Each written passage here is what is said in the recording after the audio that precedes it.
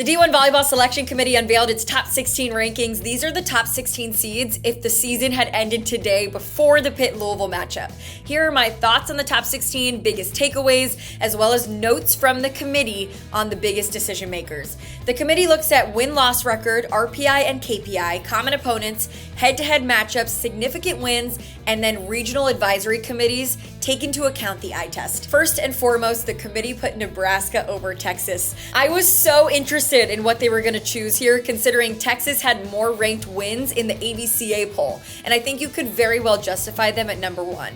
But in talking to committee chair Jennifer Saxon this morning, they cited Nebraska has a better overall record with 2 extra wins and matches on the season, more top 10 RPI wins than Texas. So this is looking at top 10 RPI, not AVCA rankings. And then when it came to splitting hairs, the regional advisory committee came in with the eye test, as well as the fact that Texas has had to go to 5 sets a lot more this season.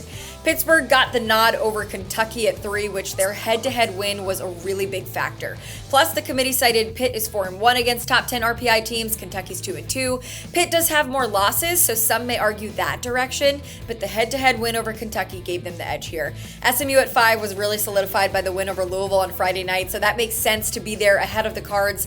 Louisville and Arizona State close out the top 7, and I agree that those are the top 7 teams in the country right now. Purdue felt a little high to me, but that win over SMU now looks a lot better as a top 5 win according to the committee's rankings. TCU at 9 felt right, and then there's Creighton at 10, Stanford at 11.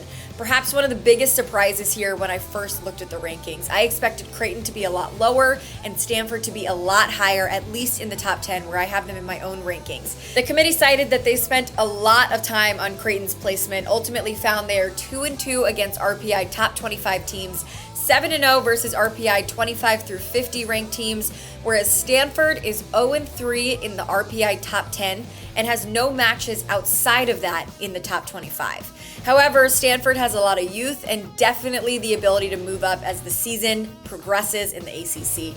Wisconsin, Indiana, Texas A&M at 12, 13, and 14. And then I think the second head turner here was a 7-loss Penn State team and Minnesota to close out the top 16. Committee chair Jennifer Saxon said these last 2 teams in consideration were probably one of the toughest decisions made in that committee room.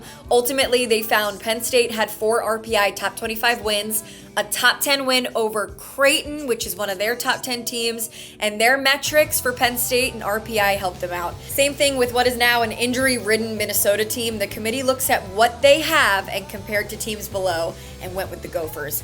Other teams that were in discussion for those last couple of spots were BYU, Colorado, Miami, and Illinois. So we got a good idea of how the committee is valuing it all. Of course, these will continue to change, but I would love to hear your thoughts on this top 16 reveal in the comments.